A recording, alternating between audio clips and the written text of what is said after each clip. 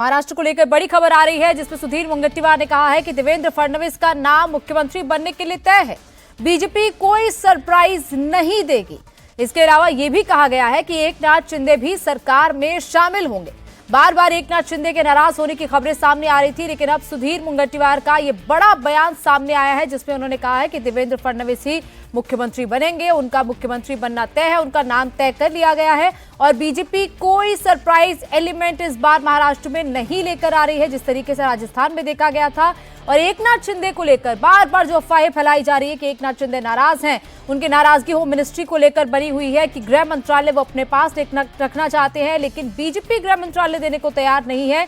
लेकिन इसको लेकर भी उन्होंने क्लियर कर दिया कि एकनाथ शिंदे सरकार में शामिल होंगे, वो महायुति की सरकार का हिस्सा बनेंगे।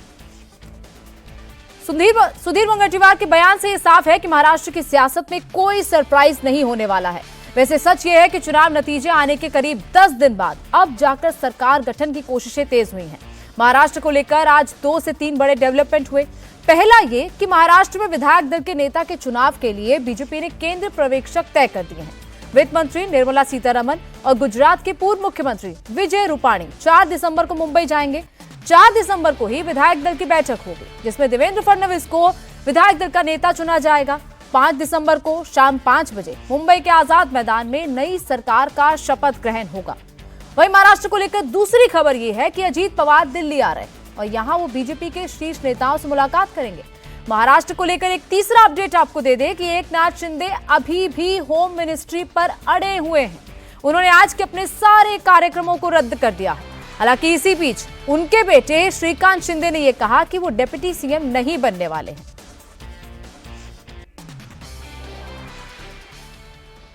बीजेपी के नेता और महाराष्ट्र में पूर्व मंत्री सुधीर भाऊ मुनगंटीवार इस वक्त हमारे साथ में। सुधीर भाऊ, जिस तरह से अब केंद्रीय पर्यवेक्षक उनके नाम घोषित हो गए हैं, विजय रूपाणी और निर्मला सीतारमण मुंबई आएंगे और नेता चुना जाएगा, कब तक प्रक्रिया पूरी होगी?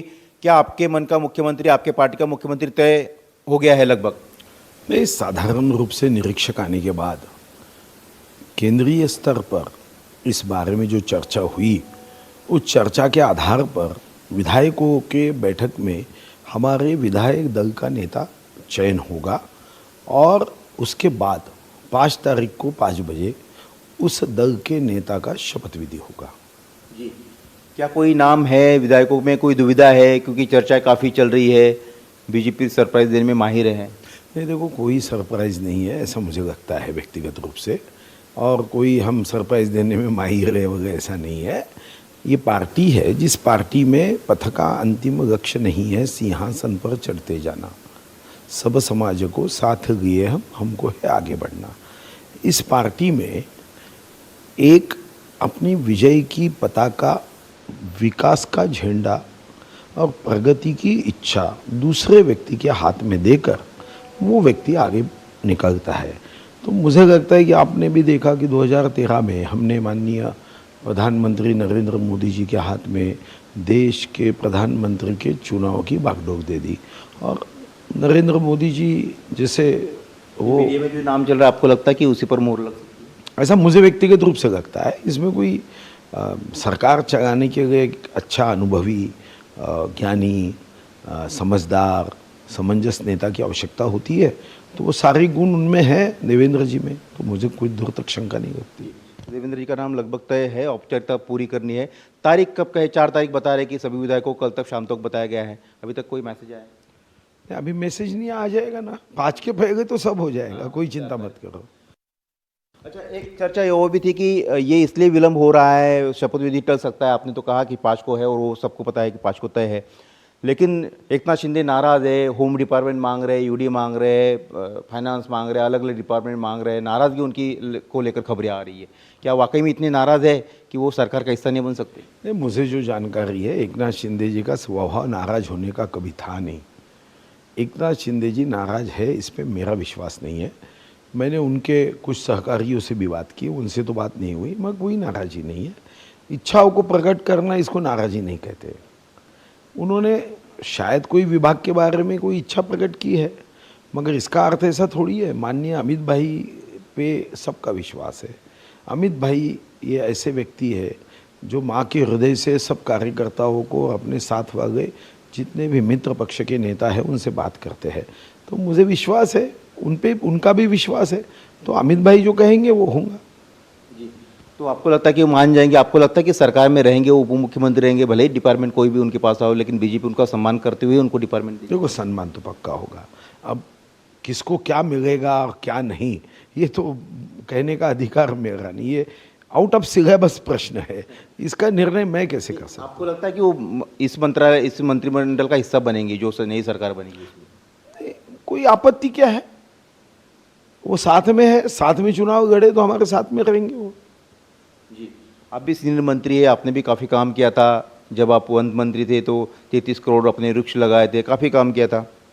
आप भी रेस में हैं, आपका भी शपथ ग्रहण हो सकता। हालांकि आपकी पार्टी निर्णय करती, मुझे मालूम है, बहुत अनुशासन आपकी पार्टी है और आप भी इतने सहज नहीं बोलेंगे, लेकिन फिर भी आपको लगता है कि पार्टी विश्वास दर्शाएगी आपके ऊपर? वो मैं कैसे बता सकता हूँ? वो तो पार्टी निर्णय करती है भाई साहब, मैं कैसे कह सकता हूँ इस विषय पे लेकर। हाँ, ये बात सही है, मैं मूलतः इस पार्टी का हूँ, मैं कहीं से बाहर से तो नहीं आया। मेरे पिताजी आनी बानी में लोकशाही की रक्षा के लिए राष्ट्रीय स्वयंसेवक संघ के स्वयंसेवक के नाते 19 महीने जेल में रहे हैं। तो अब मैं राजनीति में हूँ, तो पार्टी तय करती है किसको क्या जिम्मेदारी देना है। लेकिन शानदार और बहुत विशाल जो है स्तर पर होगा शपथ ग्रहण समारोह। साधु संत महंत प्रधानमंत्री तमाम राज्यों के लोग हैं। हाँ जी, हाँ जी। इसका कारण ये है, जनता ने इतनी बड़ी जीत दी है और जीत के बाद जनता को अभिवादन करना, उनको वंदन करना, ये तो हमारी जिम्मेदारी है। और इसके साथ आश्वस्त करना कि आपने जो आपका कीमती वोट दिया है, अनमोल वोट दिया है, आपके प्रगति विकास का जो आपके मन में संकल्प था, उस संकल्प को हम पूरी शक्ति के साथ हम निश्चित रूप से निभाएंगे। तो एकनाथ शिंदे की नाराजगी की खबरों को तो सुधीर मुनगंटीवार ने बिल्कुल खारिज कर दिया है। वहीं महाराष्ट्र के लिए जो 2 ऑब्जर्वर्स बनाए गए हैं उनमें से एक नाम विजय रूपाणी का है। उन्होंने अभी एक बड़ा बयान दिया है। उन्होंने कहा कि महाराष्ट्र में पार्टी के नेता चुनने की प्रक्रिया वो पूरी करेंगे, अभी संसदीय दल की बैठक पहले होगी। रूपाणी ने यह भी कहा कि हम संसदीय दल की बैठक में जो भी होगा वो बताएंगे।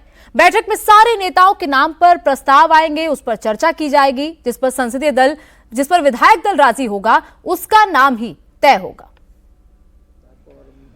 नहीं, पार्टी ने हम दोनों लोगों को ऑब्जर्वर के नाते महाराष्ट्र भेजने की सूचना दी है। महाराष्ट्र में पार्टी के नेता चुनने की जो प्रक्रिया है, वहाँ एज ए ऑब्जर्वर हम दोनों जा रहे हैं। अभी केंद्रीय कार्यालय बताएंगे कि वहाँ संसदीय दल की बैठक कब होगी, किस तारीख को होगी, तभी हम लोग वहाँ जाकर सबको मिलेंगे और फिर पूरा हाईकमांड को बताएंगे और फिर हाईकमांड जो कहेगी उससे हम वहाँ के नेता चुनते हुए जाहिर डिक्लेयर करेंगे। इतनी बड़ी जीत महाराष्ट्र में मिली है, तीनों दल के विधायकों को सुनने के बाद परिणाम तय होगा क्या, किस तरह से प्रोसीजर होती है? नहीं, प्रोसीजर तो यही होती है कि सब संसदीय दल की बैठक होती है, उसमें सबका मत जानने की कोशिश करते हैं, जो प्रस्ताव आएंगे उस पर विचार होगा और बाद में अगर सब लोग सर्वानुमते बताएंगे तो उसको ही हम नेता की तौर पर डिक्लेयर करते हैं। वैसे पार्टी में तो कोई चुनाव तो नहीं होता है, सर्वानुमत और सब तय करते एक साथ उसको नेता बनाते हैं। सर, कब जा रहे हैं, ऐसी कोई बात समझ? अभी और इसी खबर पर मेरे सहयोगी सचिन चौधरी मुंबई से मेरे साथ लाइव जुड़ गए हैं। सचिन, क्या इस वक्त अपडेट है एकनाथ शिंदे की नाराजगी को लेकर? क्योंकि बार बार ये कहा जा रहा है, सुधीर मुनगंटीवार से आपकी बातचीत हमने सुनी, उन्होंने कहा कि नाराज नहीं है, लेकिन अगर नाराज नहीं है तो देरी क्यों हो रही है? सिर्फ 3 दिन रह गए हैं शपथ ग्रहण समारोह में। ऐसे में जब तारीख तय है, वक्त तय है, जगह तय है, तो आखिर क्यों नहीं पता चल पा रहा है कि एकनाथ शिंदे क्या पूरी तरह चाह रहे हैं?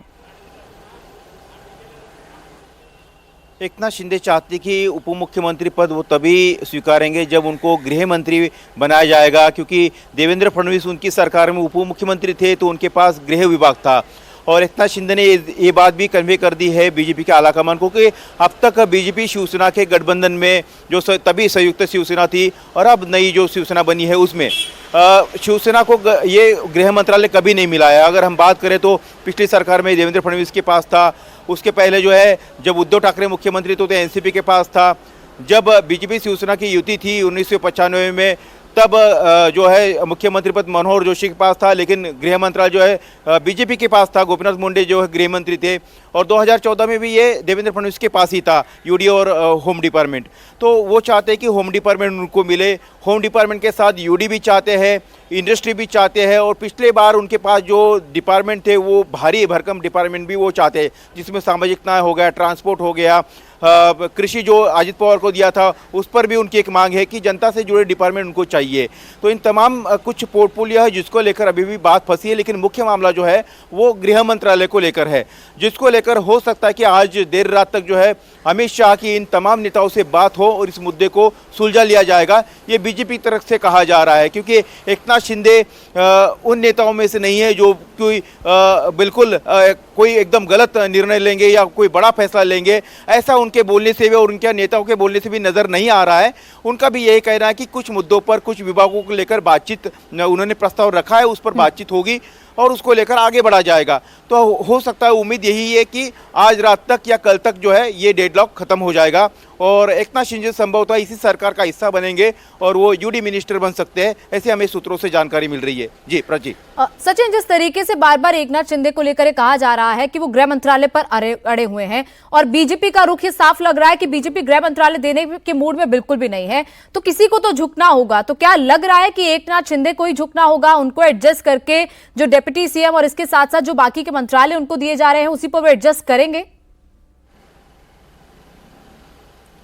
देखिए, अभी तक तो ये जानकारी है कि बीजेपी ने उनको साफ कह दिया है कि गृह विभाग जो है, क्योंकि उनके सरकार में जब वो अर्बन डेवलपमेंट मिनिस्ट्री जैसा बड़ा मंत्रालय उनको बीजेपी देने के लिए तैयार है, और पिछली सरकार में भी जब शिंदे मुख्यमंत्री थे, अर्बन डेवलपमेंट मिनिस्टर थे, तो उन्हीं के सरकार में होम डिपार्टमेंट तो देवेंद्र फडणवीस के पास था और वो उप मुख्यमंत्री थे, तो अभी देने में उनको क्या हर्ज है। तो ये जो दावा है जो बीजेपी की तरफ से किया जा रहा है, लेकिन जो हमें सूत्र बता रहे हैं कि कहीं ना कहीं शिंदे होम मिनिस्ट्री के बहाने और जो अन्य जैसे जो बड़े मंत्रालय है जिसमें राजस्व मंत्रालय आता है, यूडी का डिपार्टमेंट जो देने के लिए तो उनको बीजेपी राजी है। इसके अलावा कृषि मंत्रालय जो पहले शिंदे शिवसेना के पास में था, लेकिन अजित पवार सरकार में शामिल होने के बाद धनंजय मुंडे को कृषि मंत्री बनाया गया है, जो पहले अब्दुल सत्तार के पास था, शिंदे शिवसेना के पास था वो मंत्रालय, तो वो मंत्रालय वो चाहते हैं। इसके अलावा ग्रामीण विकास जैसा बड़ा मंत्रालय जो जनता से जुड़ा हुआ है मंत्रालय, वो मंत्रालय वो चाहते हैं। आदिवासी तो बिल्कुल तमाम भारी भरकम मंत्रालय तो एकनाथ शिंदे चाहते हैं, लेकिन गृह मंत्रालय तो ये बीजेपी का रुख क्लियर है कि किसी भी कीमत पर वो